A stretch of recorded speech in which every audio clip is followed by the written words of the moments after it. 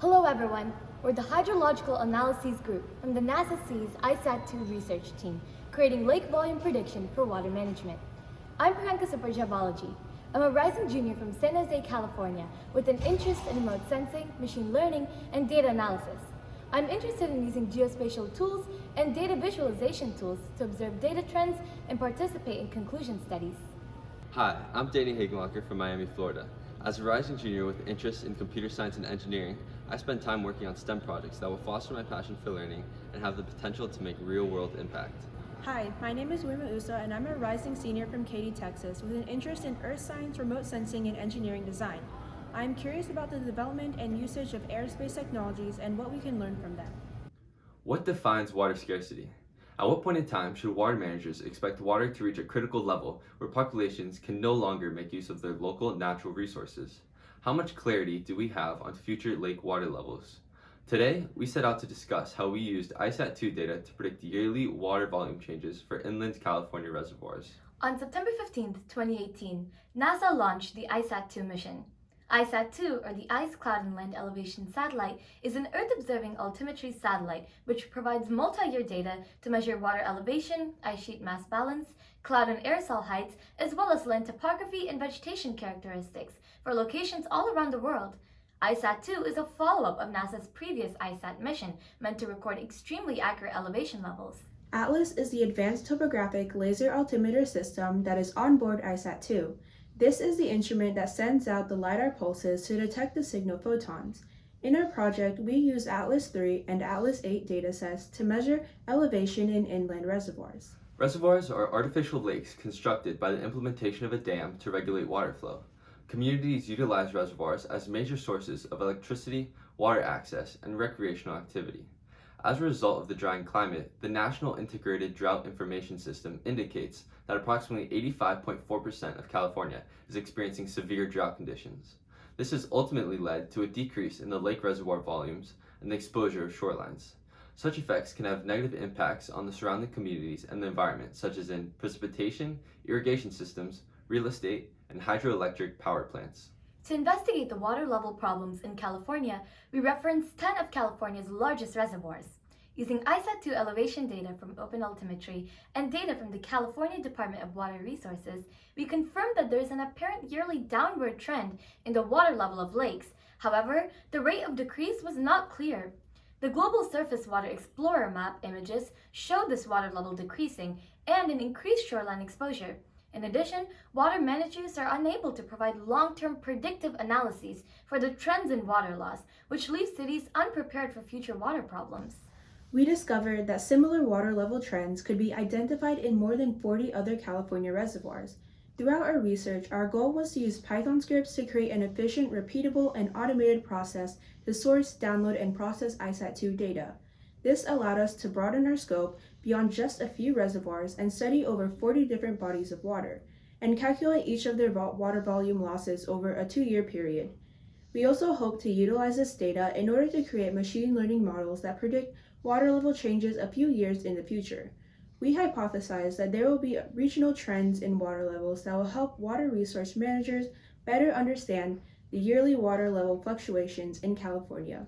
The research process began by collecting and processing the ISAT-2 data. In Open Altimetry, we were able to collect the ATL03 and ATL08 track data for Lake Shasta and other California reservoirs, visualizing the data in a graph. Using the National Snow and Ice Data Center, we were able to download the ISAT-2 track data as an H5 file, later using PhoReal, or the Photon Research and Engineering Analysis Library, to convert our data into CSV and KML files that we could use in the machine learning process, as well as when working with QGIS. To facilitate data collection and in the interest of creating a repeatable process accessible to anyone that could be further scaled across the entirety of the United States, our team utilized the power of a multitude of openly available resources. Primarily, we made use of Python scripts that served as the backbone for our data collection procedures by querying the NSIDC website for ISAT-2 tracks. By looking at lakes and reservoirs spread out across California through the lens of remote sensing satellites, ISAT-2 and Landsat 8, we were able to gain insightful information on the regional trends in the United States. We then fed this information into a long short-term memory machine learning model trained with water level measurement data of 5 lakes. By accounting for the natural sinusoidal fluctuations that occur due to seasonal changes and weather events, this machine learning model accurately predicts water levels years in advance. In effect, this served as the bridge between studying the annual fluctuations of the water level and identifying the overall regional trends and creating accurate water level predictions. The long short-term memory machine learning model, also known as the LSTM model, is a recurrent neural network layer that enables support for time series and sequence data in a network. It performs additive interactions which can help improve gradient flow over long sequences during training and is best suited to learn long-term dependencies. It was developed using Python on Google Colaboratory. It predicts the change in water level for lakes for more than 5 years and outputs predictions as a graph.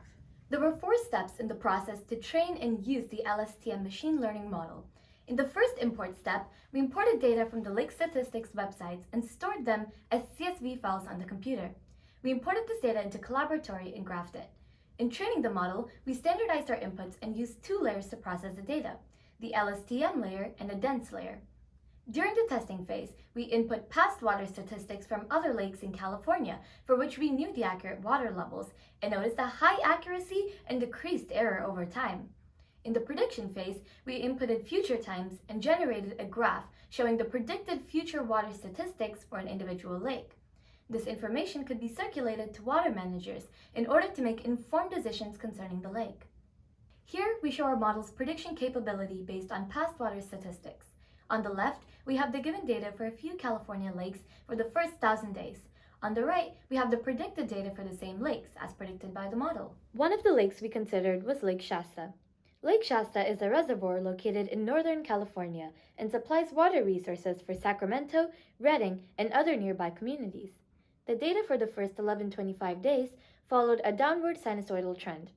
The current average water volume of the lake is 1,700,000 acre-feet, and the machine learning model predicts the water volume to reach 1,200,000 acre-feet after 5 years. Another lake we considered was Lake Trinity. Lake Trinity is a reservoir located in Central California and supplies water resources for Monterey, Salinas, and other nearby communities. The current average water volume of the lake is 2.4 million acre-feet, and the machine learning model predicts that the water volume will change to an average of 1.9 acre-feet after 5 years. The procedure required to convert satellite imagery and altimetry data was largely automated by scripts written in Google's Colaboratory and QGIS's PyQGIS. QGIS is an open source software for creating, editing, visualizing, and analyzing geospatial data. This multi-step process started off with water occurrence maps derived from the Landsat suite over a 40-year period that covered nearly 5 million square miles of the Earth's surface. Distinct lakes were clipped and extracted by drawing bounding boxes around the areas of interest, and then turned into vectors and shapefiles from raster images to begin data processing. Using these shapefiles, along with the longitude and latitude data stored in a given ISAT2 track, we were able to define intersection points between the lake and ISAT2's path, enabling us to sample up to 100,000 points of elevation in a given lake and gain an accurate water level measurement at any point in time. In addition, the shapefiles were useful in calculating the area of lakes due to their accurately projected geometry on an EPSG 4326 world projection. At its worst, we expect an error of only 4%, which is small enough that it had negligible effects on our final outcome. After measuring water height change and calculating the surface area of each lake, the volume loss calculation was fairly simple. Over the course of our project, we faced a series of challenges that we had to overcome with perseverance and a little creativity. To begin with, the data collection process was inefficient since ISAT2 tracks are stored in very large files, which became hard to process. Working with nearly a terabyte of data, we had to come up with creative ways to break up the data and reduce processing time.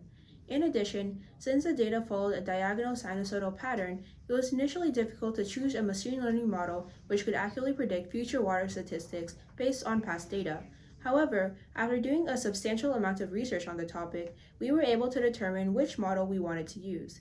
With regards to QGIS, we were initially hesitant to manually process such large amounts of data, which prompted us to begin investigating ways to use QGIS's native Python scripting platform. Since tracks would oftentimes pass over river systems whose downstream flow would cause discrepancies in water height calculations, defining intersection points proved to be a necessary step in ensuring we avoided including land elevation in our water measurements. In addition, we only considered the most voluminous part of the lake, which would provide the most accurate measurements representing the true water level of the lake, independent of major elevation differences introduced by natural flow of river dynamics. The combination of ISAT-2 track data and Landsat-8 has proven to be a useful method of calculating water level volume loss and making predictions about future loss. The graph on the left shows large red circles that indicate loss in water levels in a lake. As seen in the figure, water loss is evident throughout all of California. We also concluded that on average, there's a large correlation between lake location and water level decreases across California, which is consistent with our model's prediction. We believe that the accurate conclusions of our graphs and figures from this research can be extremely helpful to water managers to understand the potential change in size of their lakes for years in the future. Moving forward, we are confident that with our machine learning model and Python scripts, we can apply our process to reservoirs across the globe. We can efficiently collect the data and make accurate predictions about water volume loss in the next few years. As of now, we are looking into combining our accurate data modeling predictions with more complete information, such as factoring in precipitation levels by El Niños and La Niñas, as well as the community's usage of the reservoir. We also want to understand which populations are dependent on certain reservoirs and to what extent. All of this could be achieved by accessing the available data that is recorded for these factors. NASA SEAS has been a STEM enriching experience that has provided us with immense opportunities. I came into NASA SEAS simply with an interest in learning about Earth and space science. However, my time in this program has allowed me to explore new possibilities in these fields, as well as expand my knowledge in new areas like aerospace engineering and astrobiology. Prior to the NASA SEAS experience, I was unaware of the vastly diverse career opportunities that NASA has to offer. Simply by listening to various different experts speak, working closely with a project mentor, and meeting so many different people, all that share similar interests as me, I know I have just scratched the surface of a field I'm eager to explore. NASA SEAS gave me the opportunity to conduct authentic research on real datasets alongside a mentor, which will equip me for advanced research projects in college and in other NASA internships. The experience of working alongside NASA experts, scientists, and engineers inspired me and opened my mind to view the multiple dimensions of a career in aerospace, computer science, and other Earth studies at NASA. We especially want to thank our mentor, Dr. Simurda, for guiding us through the research process. Her passion and dedication ensured the project's overall success. Her helpful guidance along the way was significant to the advancement of the project. We would also like to thank everyone for your time, and we look forward to answering your questions. Thank you.